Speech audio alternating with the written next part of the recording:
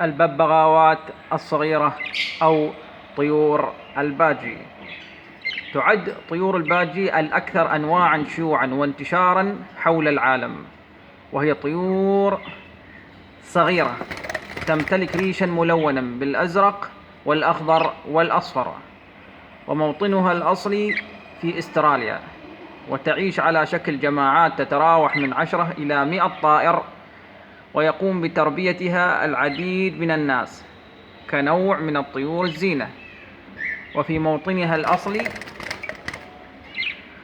موطنها الأصلي أو الأساسي تفضل طيور الباجي العيش قرب المياه السطحية، رغم أنها قادرة على تحمل الجفاف لفترة معينة، ولكن من المهم الانتباه إلى تجنب وضعها مع أنواع الطيور الأخرى في نفس القفص، حيث أنها قادرة على مهاجمة الأنواع الأخرى وإحداث الضرر لها. ويعد طير الباجي من الطيور الذكية والاجتماعية، وغالبا ما تحب اللعب مع البشر ومحاولة تقليد أصواتهم أو تقليد أصوات الموسيقى التي يستمع إليها أهل المنزل.